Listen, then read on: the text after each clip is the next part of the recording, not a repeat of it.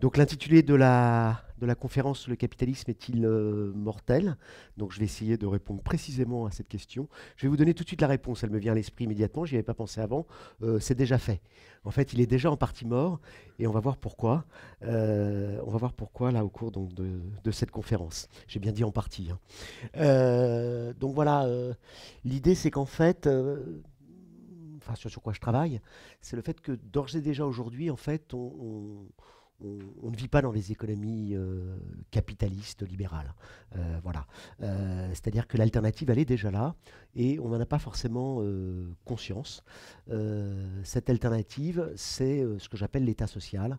Et donc, je vais essayer de vous présenter comment, en fait, avec l'État social entendu au sens large, en fait, d'ores et déjà, ce qu'on peut soutenir, c'est qu'à y bien réfléchir, on ne vit pas dans des sociétés monocapitalistes. Le capitalisme existe, hein, bien entendu, donc il n'a qu'en partie, comment dire, il ne s'est qu'en partie rétracté par rapport à d'autres formes de coordination des activités économiques. Mais enfin, il y a des pans entiers de l'économie qui échappent au capital et je pense que c'est une bonne chose. Je pense que c'est une bonne chose pour la cohésion sociale, pour la vie en société et on va voir de quoi justement il s'agit. Donc voilà, l'alternative au capitalisme en quelque sorte, elle est déjà là. C'est ça le point de vue que je soutiens. Alors c'est encore quelques mots sur cette introduction, c'est que le souci qu'on a quand même depuis en particulier la crise de 2008, euh, si c'est pas si loin la crise de 2008, il y en a encore dedans. Si vous vous souvenez de la tonalité, y compris sur les plateaux de télévision, à la radio, suite à cette crise, qui est quand même la plus grande crise depuis les années 30, la tonalité dominante, c'était de dire ben, on a été trop loin dans le capitalisme libéral. Hein, on a été trop loin, on a fait trop de bêtises, on a laissé faire la finance libéralisée, bon, et donc ça marche pas. Bon, et ça nous a précipité dans la plus grande crise économique des années 30 avec des choses tout à fait concrètes, parce qu'il faut savoir être concret, explosion du chômage, de la pauvreté, de la précarité, bon. Et je pense que le gros souci qu'on avait avant et qu'on a a fortiori depuis lors, c'est justement celui de l'alternative. Hein, d'ailleurs, quand on interroge les Français sur est-ce que vous considérez que le capitalisme c'est un système qui est bien, qui est bon, la plupart répondent non. Mais la plupart, l'écrasante majorité, la quasi-totalité répondent, enfin de toute façon, on ne sait pas faire autrement. Hein, on ne sait pas faire autrement, c'est-à-dire qu'il n'y a pas aujourd'hui d'alternative à notre disposition, d'alternative crédible, hein, j'entends, à notre disposition. Et moi, ce que je vais essayer de vous montrer, ben, c'est qu'en fait, cette alternative, elle est déjà là. Elle est déjà là, on l'a déjà construite, en fait, largement en partie. Et par contre, on n'en a pas pleinement conscience. Et c'est peut-être à défaut d'en avoir pleinement conscience que ben, justement ça patine, hein, et qu'on a ce tunnel, hein, dans lequel on est aujourd'hui, qui est que les gens ont le sentiment que ça ne fonctionne pas, hein, que l'économie ça ne fonctionne pas bien. Par contre, on n'arrive pas à savoir comment ça pourrait fonctionner autrement, hein. C'est un peu ça le gros problème auquel on est confronté. Alors, donc, je vais vous présenter dans une première partie un peu qu'est-ce que j'entends par état social, hein, voilà, comment ça fonctionne, quels sont les ressorts un peu de l'état social. Et puis, dans une deuxième partie, je vais essayer de m'interroger avec vous sur la question de l'actualité, hein, de l'état social, plus exactement sur ce que je considère être le bel avenir possible, en fait, de l'état social. Alors, il y a deux, en fait, quand on parle d'état social, il y a pas de définition stabilisée, y compris dans les travaux de recherche, et c'est vrai à l'échelle internationale. C'est-à-dire qu'en fait, quand on parle d'état social, il y a deux visions de l'état social qui existent. Il y a une vision, quand je dis état social, ça peut être état-providence, les anglo-saxons parlent de welfare state, peu importe, c'est synonyme, hein, tous ces termes. Moi, j'utilise le terme plutôt l'état social parce que l'état-providence, c'est quelque chose qui a été utilisé en fait au 19e siècle pour critiquer l'état social naissant sur le thème c'est quoi ce machin qui se développe, qui prétend faire œuvre de providence divine, c'est absolument impossible. Donc voilà, c'était un terme assez péjoratif qui malgré tout donne à voir quelque chose d'intéressant. C'est pour ça que je ne rejette pas ce terme d'état-providence, qui est l'idée que l'objectif de l'état social, en se développant, c'est finalement, contrairement y compris à l'image qu'on en a, c'est finalement pas simplement d'assurer une protection minimale pour les plus démunis. Hein, une petite parenthèse là que je fais d'emblée, quand j'interroge mes étudiants ou vous, enfin je ne vais pas faire de sondage là, mais quoique, quand on demande aux gens de citer une prestation sociale, comme ça, spontanément, la première chose qu'ils disent, qui leur vient à l'esprit, généralement, c'est RSA ou allocation chômage. C'est souvent ça qui vient à l'esprit. Il faut savoir que le RSA, ça représente que 10 milliards d'euros en France. C'est pas rien. Mais enfin, c'est quasiment une goutte d'eau par rapport aux prestations sociales d'ensemble qui représentent 700 milliards. Vous voyez ce que je veux dire? L'essentiel des prestations sociales en France, c'est pas pour les pauvres. Les pauvres, ça ne coûte pas cher. C'est pour les retraités qui vivent globalement à peu près bien, même s'il y a bien entendu pas mal de retraités, ça ne veut pas dire qu'ils roulent sur l'or, hein, mais enfin, l'essentiel des prestations sociales, 45% des 700 milliards, hein, c'est pour les retraités, et puis 35% c'est pour la santé, et ça bénéficie à tous. D'accord? Il n'y en a que 10% qui, c'est pour la famille, et puis 10% c'est pour les pauvres, les chômeurs, etc. Voilà. Bon. Donc voilà, la vocation de l'État social, en se développant, c'est pas simplement d'assurer un filet de protection minimale aux plus démunis, le dos au mur. C'est d'assurer un certain bien-être, un certain mieux-être social. Voilà, ça ne veut pas dire qu'on roule sur l'or, mais voilà, c'est ça la vocation. Et la notion d'État-providence, quelque part, elle donne à voir quelque chose, comme celle de welfare state, hein, État du bien-être, elle donne à voir quelque chose d'assez intéressant. Bon, moi je parlerai d'État social, parce que ça me paraît plus neutre d'une certaine façon. Bon, alors, donc la vision étroite de l'État social, je reviens d'abord sur la vision étroite. La vision étroite de l'État social, en fait, ça réduit l'État social à la seule protection sociale. Voilà. C'est quelque chose d'important, bien entendu, la protection sociale, j'en ai déjà un peu en parler. Mais pour le coup, avec la vision étroite, il y a l'idée qu'on vit dans des économies de marché, ou dans des économies capitalistes, peu importe à ce niveau-là, à ce stade, le terme qu'on utilise. Et puis, il y a des choses qui échappent, il y a des domaines qui échappent au marché, la protection sociale, mais c'est qu'un domaine. Voilà. D'accord? Bon, un domaine important, bien entendu, mais c'est qu'un domaine. Fondamentalement, on vit dans des économies de marché. Moi, ce que je vais vous expliquer après, c'est qu'on ne vit pas dans des économies de marché. Il faut se sortir ça de la tête. Voilà.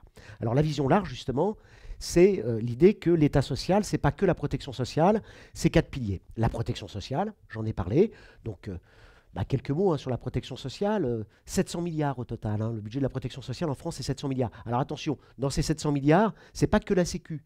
Hein, la Sécu au sens strict, c'est à peine la moitié de ces 700 milliards. Hein, parce qu'en plus de la Sécu au sens strict, vous avez quoi? Vous avez les régimes complémentaires qui ne font pas partie officiellement de la Sécu, notamment les régimes complémentaires de retraite qui sont obligatoires, donc qui sont considérés comme publics en France, même si c'est géré par des organismes pas exactement publics, mais peu importe, la GIRC et l'ARCO. Il y a les mutuelles qui, elles, ne sont pas obligatoires. Il y a les prestations d'entreprise, donc ça c'est privé, mais enfin c'est une toute petite partie. Voilà, hein, donc c'est très divers. Il y a tous les régimes de base particuliers, hein, donc les régimes des agriculteurs, des artisans, des fonctionnaires, des entreprises publiques. Il y a un régime de base particulier pour les salariés de la Comédie Française, pour ceux de la Banque de France, etc. Donc ça, c'est l'héritage assurantiel qui fait que, sans même parler des régimes complémentaires, on a des régimes de base. Pendant un temps, je ne sais plus si ça existe toujours, il y a encore quelques années, il y avait un régime de base particulier de retraite pour les cantonniers de l'Isère. Bon, voilà, ça me permet tout de suite d'ouvrir une autre parenthèse qui est l'idée que l'État social, je vais en faire l'éloge, mais enfin, il n'est pas sans limite, il n'est pas sans, voilà, il n'est pas sans choses à réformer. Moi, je pense que ça serait bien quand même d'aller, on l'a déjà fait d'ailleurs largement ces dernières années, dans le sens de l'unification, pour vivre ensemble tout simplement, parce que voilà, on vit tous ensemble et qu'il n'y a pas de raison qu'il y ait des régimes qui soient différents fondamentalement des autres. La question qui se pose, c'est est-ce qu'on fait la convergence par le haut ou par le bas, hein, puisque les libéraux généralement préconisent la convergence par le bas et que moi je préconise plutôt la convergence par le haut. Bon, deuxième pilier de l'État social, le droit du travail et plus largement d'ailleurs la régulation des rapports de travail. Donc voilà, quand on est salarié en France, et 90% des gens qui travaillent sont salariés, il y a une petite chose qui s'applique, ça ne se discute pas d'un certain point de vue, même s'il y a eu des réformes libérales, on y reviendra, c'est le droit du travail. Voilà, hein, les 3000 pages du Code du travail, enfin 3000 pages en fait, c'est un peu du pipeau, puisqu'en fait dans les 3000 pages, il y a les annotations, hein, il y a les annotations, donc ce n'est pas les articles en tant que tels. Mais enfin voilà, le droit du travail, c'est pas rien, ça existe dans tous les pays du monde de façon plus ou moins épaisse, ça peut prendre des formes différentes, dans certains pays c'est le Code du travail, dans d'autres pays c'est les règles de la négociation collective, donc on est à la frontière de l'État, hein, puisque la négociation collective en tant que telle, c'est pas a priori l'État, c'est les partenaires sociaux. Mais enfin, il faut savoir qu'en France, comme dans la plupart des pays du monde, avec des variantes importantes, mais en France, les règles de la négociation collective, c'est le livre 2 du Code du travail. Hein, donc c'est organisé, y compris par le Code du travail, avec notamment une disposition très importante en France, qui est ce qu'on appelle la règle d'extension, qui est que quand un accord collectif est signé entre les partenaires sociaux, hein, et bien en fait, le ministère du Travail décide que ces règles s'appliqueront à toutes les entreprises. D'accord? À toutes les entreprises, pour des raisons de saine concurrence. Il faut savoir que le droit du travail, c'est fait pour protéger les travailleurs. Historiquement, le droit du travail, il est né avec une idée simple, qui est l'idée qu'entre un salarié et un employeur, contrairement à ce que disait le Code civil au début du 19e siècle, en fait, il n'y a pas égalité. Il y en a un qui est sous la domination de l'autre. Et donc, le droit du travail, qui est un droit privé, c'est un droit qui est entièrement conçu pour donner des droits à l'une des parties, la partie opprimée, dominée potentiellement, qui est le salarié par rapport à son employeur. C'est pour recréer de l'égalité. Il ne faut pas perdre de vue ça dans les débats en cours sur la modernisation du droit du travail. Bon, mais par ailleurs, ça a servi aussi au patron. C'est-à-dire que le patronat aussi, une partie du patronat a toujours été demandeur de droit du travail. Pourquoi? C'est ce qu'on appelle, ça permet de créer ce qu'on appelle des lois de la profession. C'est-à-dire d'éviter le dumping social, la concurrence déloyale entre employeurs. S'il y a des employeurs qui sont obligés de respecter certaines règles de droit social, environnemental aussi aujourd'hui, et puis d'autres qui ne le sont pas, vous avez bien compris que la concurrence est totalement faussée. Ça, c'est un point important. La concurrence libre, par définition, elle est toujours faussée.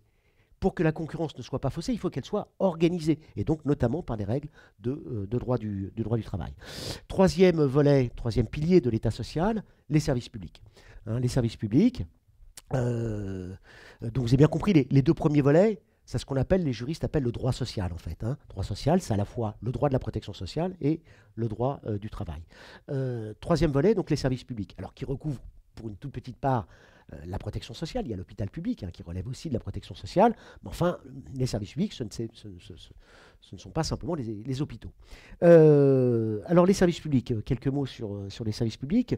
Là aussi, c'est quelque chose d'énorme. En France, à l'heure où je vous parle, il y a 30% des emplois, c'est de l'emploi public. 30%. C'est pas rien, 30%. 7,2 millions de personnes. Il y a 5,4 millions de personnes qui travaillent dans la fonction publique.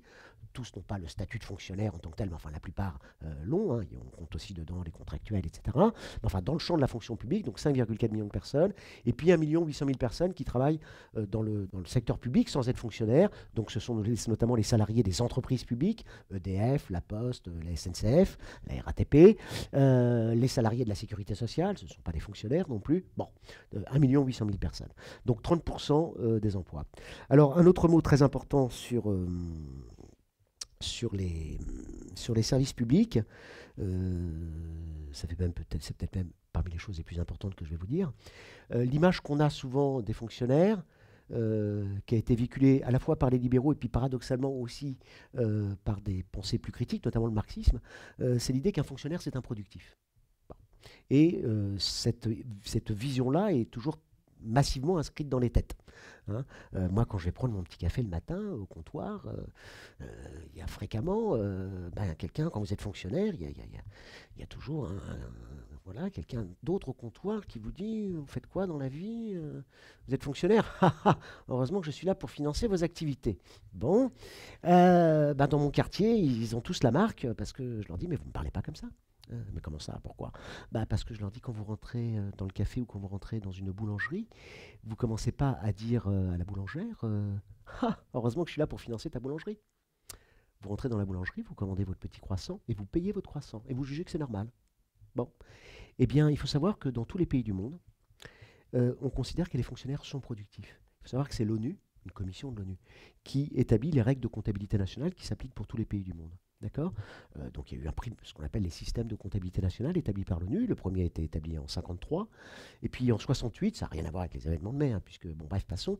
En 1968, l'ONU a édicté une nouvelle norme, un nouveau SCN, comme on dit, un nouveau système de comptabilité nationale, où elle a dit aux États, écoutez, je vous ai déjà dit depuis 1953 que je vous demande de considérer que les services, quelqu'un qui travaille dans les services, c'est aussi productif que quelqu'un qui travaille dans l'industrie. Mais là, je le répète, il faut vraiment le faire, y compris pour ceux qui travaillent dans les services publics non marchands. D'accord? Il faut le faire. Et les États l'ont fait. Et dans tous les pays du monde, maintenant, on considère qu'un fonctionnaire, ça contribue au PIB.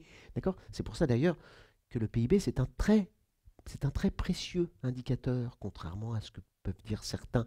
Vous savez, il y a un petit tir au pigeon depuis quelques années en France sur le thème, le PIB, enfin en France, ailleurs, c'est pas bien, etc. Moi, je considère que c'est un très très bel indicateur, très très très précieux. Il faut le compléter par plein d'indicateurs écologiques, mais il ne faut pas le supprimer, le PIB, c'est très très intéressant. Bon, bref, grâce au PIB, qu'est-ce qu'on peut dire? Eh bien, en France, la contribution au PIB des fonctionnaires, c'est 360 milliards. c'est les chiffres de 2014, hein, c'est les derniers chiffres qu'on a, 360 milliards, ça représente un tiers de la contribution au PIB des salariés des sociétés non financières, c'est-à-dire des salariés des entreprises de droit commun. Un tiers. C'est beaucoup, un tiers. D'accord? Donc ce que je dis aux gens dans mon quartier, c'est vous ne me parlez pas comme ça, moi je suis productif. Donc il n'y a pas besoin de financer mon activité improductive. Chaque jour, je produis le PIB, la richesse qui permet de payer y compris mon salaire. Voilà. Je crée la richesse qui permet de produire mon salaire, qui permet de payer mon salaire. Qu'est-ce qui change entre un salarié du public et un salarié du privé? Ben, c'est le mode de validation des activités. Moi, mes étudiants, quand ils rentrent dans mon amphithéâtre, ils ne payent pas. Voilà, ils ne sont pas obligés de payer un ticket d'entrée. Quand vous marchez sur le trottoir, vous n'êtes pas obligé de mettre une petite pièce dans le réverbère pour avoir la lumière. C'est gratuit. D'accord? Voilà, quand vous allez à l'hôpital, vous ne commencez pas, la première chose que vous faites, vous ne commencez pas par sortir votre carte bleue. Quand vous allez au commissariat, vous ne sortez pas votre carte bleue pour pouvoir avoir accès au service de la police. C'est gratuit. Mais l'accès est gratuit. Mais attention au discours inconsidéré sur la gratuité. C'est pas gratuit au fond. Il faut bien le payer. Bien entendu, comme tout travail productif. Comment c'est payé? C'est payé par l'impôt stricto sensu. Voilà. Hein, et donc l'impôt stricto sensu, ça joue exactement le même rôle que le prix de la baguette de pain. Voilà, ça valide les activités. Voilà. Donc quand on augmente les impôts, ça peut vouloir dire deux choses. Ça peut vouloir dire eh bien que on a étendu la sphère des services publics non marchands, parce que la frontière entre marchands et non marchands, elle n'est pas donnée naturellement. Il y a des pays où les universités sont privées, payantes, et puis il y a d'autres pays où ce n'est pas le cas, etc., où les hôpitaux sont privés, et puis d'autres où ce n'est pas le cas. Donc, c'est des choix sociaux qui sont faits, où ça veut dire, à champ constant, qu'on a décidé de mieux ou moins bien valoriser les activités du fonctionnaire. Il y a des pays où les infirmières ou les instituteurs sont bien payés, d'autres beaucoup moins. Dans tous les cas, ce sont des choix sociaux. On est tous sur le même bateau. Ça permet de recréer du lien social, ça. On est tous sur le même bateau. Et l'une des questions essentielles qui se posent sur ce bateau où on produit tous de la richesse, pour ceux qui ont la chance, bien entendu, d'avoir un emploi, ben, c'est à combien on valorise les activités des uns et des autres. Voilà. Et c'est bien entendu une question centrale auquel on doit répondre et qui devrait être posée de façon plus explicite, d'ailleurs. Est-ce que c'est normal qu'un trader gagne 100 000, 150 000 euros par mois, d'accord, et qu'une infirmière ou qu'une aide-soignante gagne ce qu'elle gagne? Est-ce que c'est normal? C'est une question qui mérite d'être posée, non? Bon. Donc voilà, les services publics. Alors, quand on parle, un dernier mot là-dessus, de méthode, quand on dit « Ah, les prélèvements obligatoires, c'est 45% du PIB. Ah, la dépense publique, c'est 57% du PIB. » Voilà, tout ça, c'est pas faux. La dépense publique en France, c'est 1100 milliards. Ça représente bien 57% du PIB qui est de 1150 milliards. OK. Mais quand vous entendez ça, quand on entend ça, les gens se disent, oh, même ceux qui sont favorables a priori aux services publics, etc., ils se disent 57% quand même, on a été loin là. Parce que ce qu'on a en tête, et ce que les libéraux, bien entendu, alimentent sans cesse, c'est de dire que s'il y en a 57% qui va pour le public, ben, il n'y en a plus que 43% qui va pour le privé. Eh bien c'est faux. C'est faux. En fait, la dépense publique, ça représente bien 57% du PIB, mais ce n'est pas une part du PIB.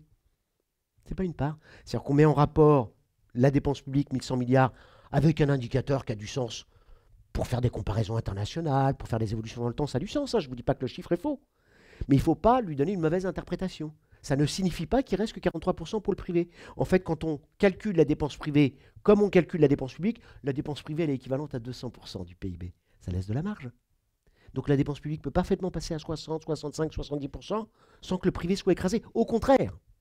En fait, la dépense publique, elle soutient largement la dépense privée. Pourquoi? Qu'est-ce qu'on a en fait dans la dépense publique? On a deux grands volets. Dépense publique, 1100 milliards, on a deux grands volets. On a la moitié de la dépense publique qui est constituée de prestations sociales. Donc ça renvoie à la protection sociale. La moitié. D'accord?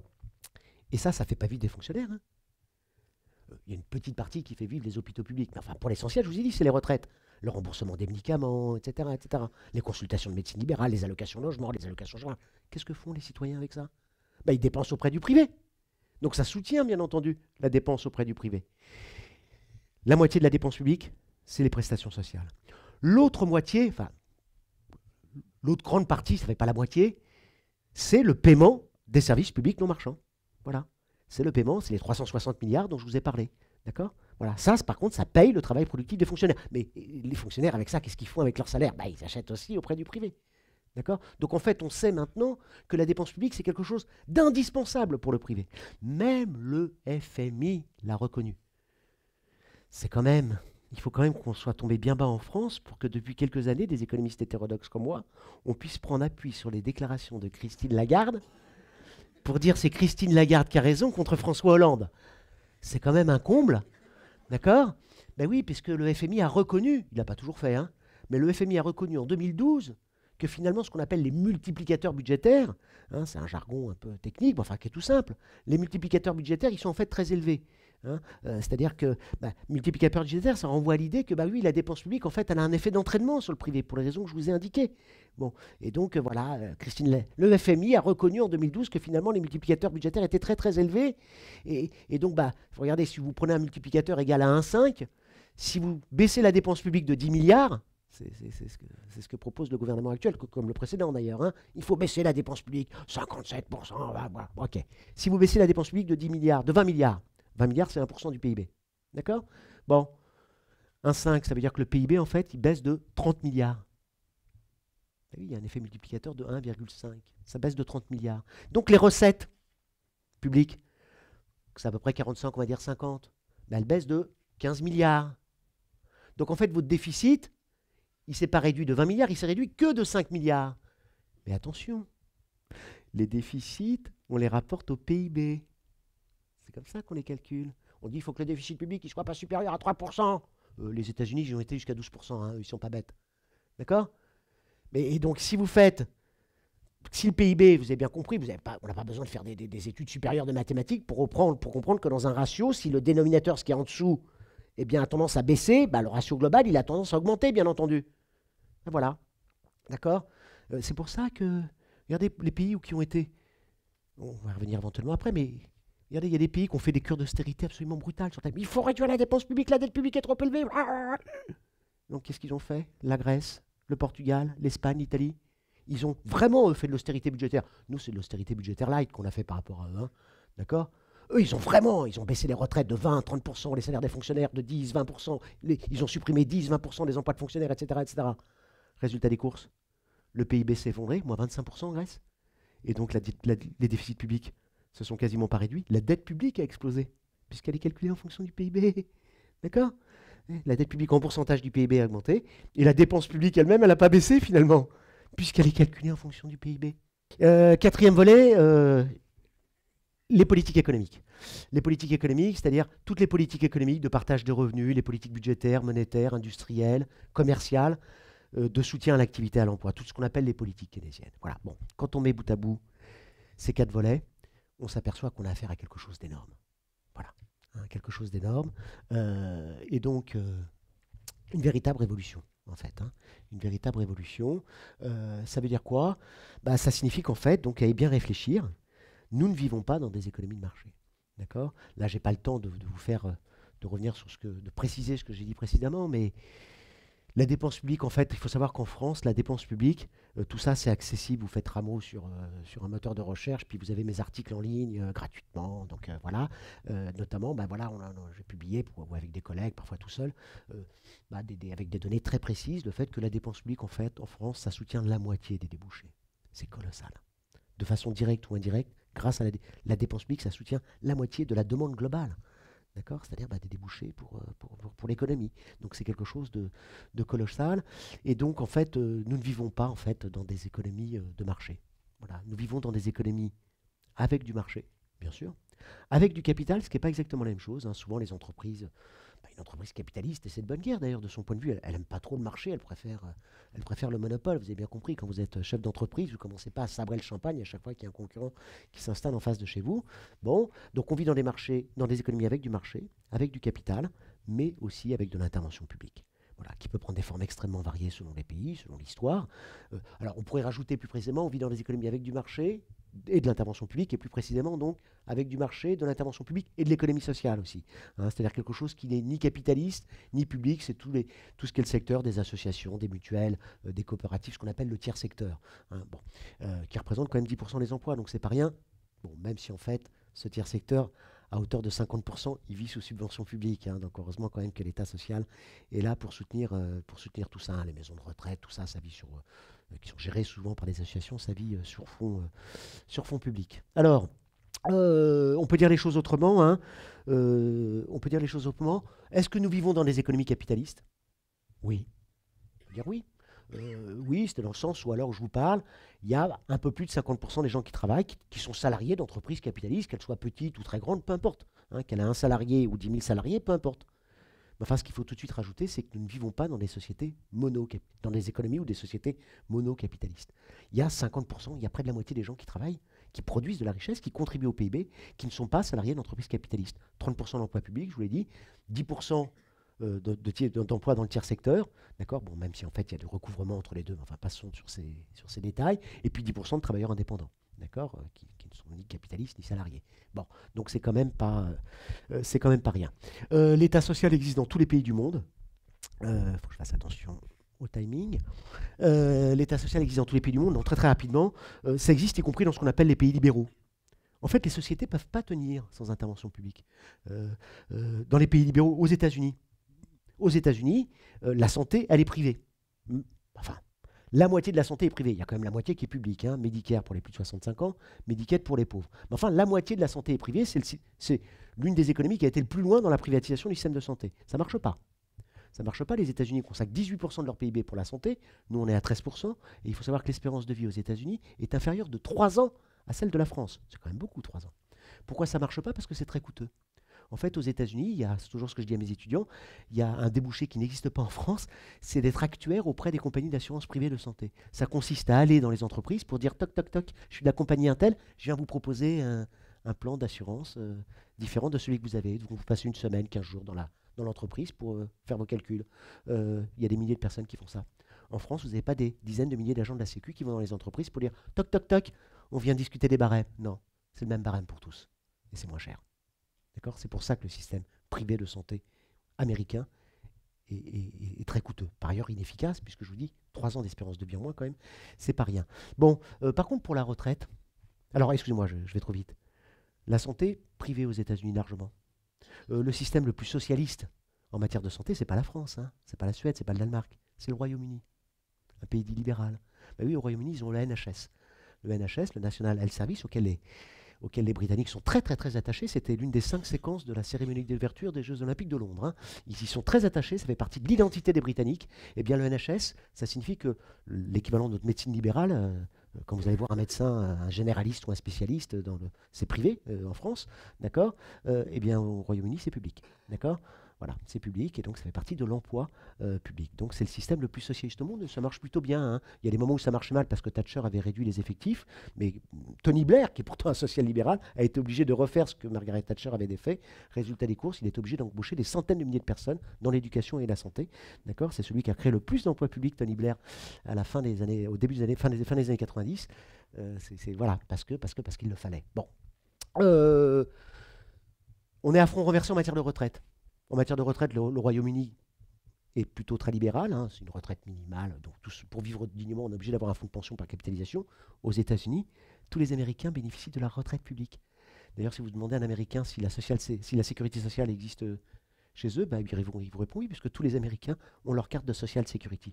Et la Social Security, en fait, c'est la retraite publique aux États-Unis. D'accord. Et la retraite publique, tous les travailleurs, y compris les indépendants, en bénéficient. Bon, et ça donne, et 80% des retraités américains vivent à peu près correctement, d'accord, avec la retraite publique majoritairement. Voilà, il y a que. Alors, je ne vous dis pas qu'il n'y a pas de fonds de pension aux États-Unis, mais les fonds de pension, en fait, c'est pour les complémentaires, ça joue le rôle de complémentaire. D'accord. Il faut savoir que les retraites, c'est toujours des sommes colossales en jeu tout de suite. Voilà. Donc même si les fonds de pension n'ont que la complémentaire, comme c'est des sommes colossales, bah, c'est tout de suite une force de frappe financière absolument colossale. Donc je ne dis pas que les fonds de pension, c'est pas important, c'est très important. Mais l'essentiel des retraités américains vivent avec la retraite publique. Alors vous allez me dire comment ils vivent. Alors, bon, pas comme en France, mais la France, on est hors jeu en matière de retraite. On est hors jeu, tous les autres pays nous arrivent à la cheville. On est le pays au monde qui a fait le choix social de faire vivre dignement nos retraités. On devrait en être fiers d'ailleurs. Ça n'a pas toujours été le cas. Il faut savoir que durant les 30 Glorieuses en France, il y avait 2 fois plus de pauvres qu'aujourd'hui en moyenne. le taux de pauvreté, on le calculait avec l'idée que ce sont ceux qui gagnent moins de 50% du revenu médian. D'accord. Revenu médian, c'est celui qui partage la population en deux. Il y en a 50% qui gagnent plus, 50% qui gagnent moins. Donc si vous gagnez moins de 50% de ce revenu médian, vous y êtes considéré comme pauvre. Eh bien, si on prend ce seuil de 50%, il faut savoir qu'en 70, donc la fin des Trente Glorieuses, on avait 2 fois plus de pauvres qu'aujourd'hui, en moyenne. Et quand on était pauvre à ce moment-là, c'est plus pauvre qu'aujourd'hui, puisque le revenu médian, entre-temps, il a quand même fortement augmenté. Vous suivez? Et qui étaient les pauvres en 70? C'était les vieillards indigents à la porte de l'hospice. C'était ça, les pauvres. D'accord? C'était les retraités, une bonne partie des retraités qui étaient pauvres. 28% de pauvreté, de taux de pauvreté au seuil de 50% en 70. Eh bien, grâce à notre joli système de répartition, parce qu'on a cotisé dans la bonne humeur, eh bien, on a réussi à faire quelque chose d'inouï en quelques décennies. Le taux de pauvreté a chuté. Aujourd'hui, le taux de pauvreté chez les retraités, il est à 4% au seuil de 50%. On est le pays au monde où il y a le moins de pauvres parmi les retraités. Ça ne veut pas dire que les retraités roulent sur l'or, bien entendu. D'accord? Mais voilà, on a fait ce choix social. Voilà. Alors, oui, ça a contribué, ça fait que les charges sociales sont plus élevées. Enfin, non. Enfin, que les cotisations sociales, on en a fait le choix social. Les cotisations sociales, ça veut dire que sur la valeur ajoutée, on fait le choix d'en prélever d'emblée une partie pour financer les retraites, la santé, etc. J'ai oublié de le dire tout à l'heure, aux États-Unis, les charges sociales sont moins élevées à la fin de chaque mois. Mais qu'est-ce qui est plus élevé pour les entreprises? C'est les charges privées. Mais oui, les entreprises sont obligées à la fin de chaque mois de payer des cotisations privées pour la santé de leurs salariés, parce qu'ils ne sont pas couverts, et pour les fonds par capitalisation. Ça ne rentre pas dans les cotisations sociales. Oui, parce que c'est privé, c'est comme vous, vos assurances auto, etc. Ça ne rentre pas dans les prélèvements obligatoires. Vous êtes de facto obligé de le faire. Quand vous avez, vous voyez ce que je veux dire, vous habitez tous dans un logement, vous êtes obligé d'avoir une assurance habitation, incendie, etc. D'accord? Vous êtes obligé, ça ne se discute pas. Ça ne rentre pas dans les prélèvements obligatoires. Ça va au privé. D'accord? Bon, en fait, quand on rajoute les prélèvements obligatoires privés que les entreprises américaines sont obligées de charger, payer, et ça coûte cher, hein? Parce que je l'ai dit, l'assurance santé privée américaine, ça coûte une fortune. D'accord? Et ça fonctionne mal, mais ça coûte une fortune. C'est les entreprises qui les payent, hein. Ce n'est pas les salariés, c'est pas les individus en marchant sur le trottoir. Ça fait partie du package salarial. D'accord? Bon. Donc voilà, l'État social existe en fait dans tous les pays du monde. On pourrait développer aux États-Unis, il y a du public, il y a des services publics d'éducation. Le taux de scolarisation dans le public aux États-Unis pour le primaire et le secondaire, c'est-à-dire les gros effectifs, il est supérieur à la moyenne de l'OCDE. Et donc largement supérieur à la France, puisque nous, on a l'enseignement privé sous contrat. D'accord? Et la majorité des étudiants américains sont aussi dans le public, à hauteur de 75%. Ça ne veut pas dire qu'il n'y a pas de fac privée américaine, mais en fait, les facs privées, c'est pour l'élite, d'accord? Et d'ailleurs, c'est généralement des fondations, donc c'est Harvard, le MIT, tout ça. Tout ça, c'est effectivement privé, c'est géré par des fondations, mais il faut savoir que malgré tout, 75% des étudiants américains sont dans le public. L'enseignement supérieur court, l'équivalent de nos BTS, IUT aux États-Unis, c'est public. Et puis il y a des grandes facs publiques prestigieuses, Berkeley par exemple, c'est public. Voilà. Bon. L'eau aux États-Unis, c'est public. Ça fait des décennies que les multinationales françaises de l'eau essayent de convaincre les collectivités locales américaines de leur filer le marché. Pour l'instant, elles ont dit niet. Enfin, non, plutôt. D'accord? Alors qu'au Royaume-Uni, c'est 100% privé, d'accord? Mais voilà, un des débats centraux dans tous les pays du monde, c'est qu'est-ce qu'on confie au privé, qu'est-ce qu'on confie au public. Voilà, d'accord? Avec à chaque fois, bien entendu, un débat légitime sur l'efficacité de l'un et de l'autre. Parce que j'ai tendance à mettre l'accent sur les défauts du privé, parce qu'on a toujours tendance à dire que le public est synonyme de bureaucratie, d'inefficacité, etc. Bon, je ne pense pas, mais ceci étant dit, bien entendu, je n'ai pas le temps de développer ça, mais on y reviendra peut-être dans les questions, bien entendu qu'il faut savoir balayer devant sa porte, et que se pose toujours la question de la bonne efficacité du public. Bien entendu, ça ne va pas de soi, le public peut être synonyme de bureaucratie, de gabegie, etc. Bien sûr, d'accord? Donc il faut, bien entendu, travailler à ce que ça ne soit pas le cas. Alors, il faut que j'aille plus vite. Donc, deuxième partie. Donc, le bel avenir de l'État social. Bon, voilà. L'État social, c'est notre véritable révolution. Il a un bel avenir. Pourquoi? D'abord, il est toujours là. Contrairement à ce qu'on laisse entendre, l'État social, parce que dans plein de discours, on laisse entendre que l'État social, ça existait durant les Trente Glorieuses. C'est né en 1945, tout bien habillé. Et puis à partir de 75, ça a disparu. Il en reste quelques traces. Mais enfin, globalement, c'est une figure du passé. Il y a plein de discours qui entretiennent ça. Il y a un appel sur lequel je ne me prononce pas. C'est pas du tout pour... d'accord, mais il y a un appel qui vient de paraître là, sur Vive les primaires, je sais pas quoi, etc. Très bien. Dedans, il y a une phrase qui, moi, m'a vraiment choqué, qui est l'idée que l'État social est omnipotent. D'accord? C'est vraiment un discours libéral, le plus froid. Bon, je trouve ça bizarre. Bon, bref, passons. Parenthèse. Donc l'État social existait avant les Trente Glorieuses. Hein. En fait, la bascule en matière pour l'État social, c'est la fin du 19e. C'est la fin du 19e que les sociétés disent le marché, ça a du bon. La concurrence, ça a du bon. L'initiative privée, ça a du bon. Mais il y a des choses que le marché ne sait pas faire. Le plein emploi, la stabilité financière, la satisfaction d'une série de besoins sociaux en matière de santé, de retraite, de services publics. Il faut de l'intervention publique. Voilà. C'est à la fin du 19e, avec notamment la loi de 1898 sur les accidents du travail, hein, jusqu'à présent, je vous la fais courte, jusqu'en 1898, quand la brique tombait sur la tête de l'ouvrier, c'était pour sa pomme. Ou éventuellement sur la pomme du patron, si on arrivait à démontrer que c'était, si l'ouvrier arrivait à démontrer, ou sa famille, puisqu'il pouvait y avoir mort d'homme, que c'était le patron qui était responsable. Ben, en 1898, on dit, si la brique est tombée sur la tête de l'ouvrier, en fait, c'est ni à cause de lui, ni à cause du patron, c'est parce qu'elle est tombée. Eh oui, mais c'est une révolution colossale. 20 ans de débat parlementaire. Hein. 20 ans de débat parlementaire, entre la première proposition de loi déposée par Martin Nadeau. Avant, il y avait la station pas loin d'ici. Martin Nadeau, c'est à côté de Gambetta. Elle a été absorbée par la station Gambetta, à mon grand désespoir. Mais si elle est tombée, c'est parce qu'elle si elle est tombée, c'est à cause de personne. C'est parce qu'elle est tombée. Donc c'est un risque social. Et donc ça met en jeu une responsabilité sociale. Et donc on introduit dans le droit l'idée que à côté du jeu des responsabilités individuelles, il y a une responsabilité sociale. Les libéraux sont sur la table en disant mais ça ne va pas la tête. Vous êtes en train d'inscrire dans le droit l'idée que le tout n'est pas réductible au jeu des partis, que la société a une consistance propre au-delà du jeu des partis. Mais vous êtes fous, ça va être le socialisme. Ils avaient raison de leur point de vue. Parce que avec ça, qu'est-ce qu'on a fait après? On a dit la retraite, risque social. La maternité, risque social. La famille, risque. Responsabilité sociale, on arrivait à 700 milliards. Vous voyez ce que je veux dire? Les actions du travail, ça ne représente plus que 2% des 700 milliards. Hein. D'accord? Mais tout vient de là, quelque part. Enfin, bon. Très bien. Donc, l'État social, ça existait avant les Trente Glorieuses, et ça continue à exister. Gare au catastrophisme. Hein. J'ai des collègues, je les appelle toujours, j'ai des collègues dont je suis proche intellectuellement, je les appelle les t'as vu, ça y est. C'est ceux qui arrivent le matin en me disant « Christophe, t'as vu ce qu'ils ont fait? Ça y est, ils l'ont fait, il n'y a plus rien. » Je leur dis hey, « Attention... Attention, voilà, hein, je vous dis, il y a toujours 7 millions d'emplois publics en France. C'est exactement le même chiffre qu'en 82, au moment des nationalisations. Vous voyez? Donc, la proportion, on a toujours 30% d'emplois publics. Qu'est-ce qui a changé depuis 82? En fait, il y a eu chute de l'emploi dans les entreprises publiques avec les privatisations, d'accord? Mais il y a eu hausse de l'emploi dans la fonction publique, notamment dans la fonction publique territoriale. Voilà, donc... Voilà, dire que l'État social a disparu, la part des prestations sociales publiques aujourd'hui est supérieure de l'ordre d'un tiers dans les pays de l'OCDE, en moyenne, et c'est valable en France, à ce qu'elle était en 1980. D'accord? En pourcentage du revenu des ménages, ou en pourcentage du PIB, peu importe l'indicateur qu'on prend. Donc voilà, dire que l'État social a disparu, voilà, je pense qu'il faut... je fais partie des économistes qui critiquent à chaque fois les réformes libérales de l'État social, d'accord? Mais dire que ces réformes libérales conduisent au fait qu'il n'y a plus d'État social, attention, il faut savoir, de mon point de vue, tenir la ligne de crête entre dénoncer des réformes libérales et ne pas laisser pour autant entendre qu'elles ont aujourd'hui tout emporté. L'État social est toujours là. Alors, je vais terminer sur le bilan du néolibéralisme. Qu'est-ce qui réhabilite l'État social aussi? C'est le bilan du néolibéralisme. Le bilan du néolibéralisme est quand même absolument accablant. Hein, le néolibéralisme, c'est le système dans lequel on vit depuis 30 ans. D'accord? C'est quoi le projet d'ensemble du néolibéralisme? C'est de remettre en cause l'État social. Voilà, comme quoi ça vaut le coup de raisonner en termes d'État social. Hein.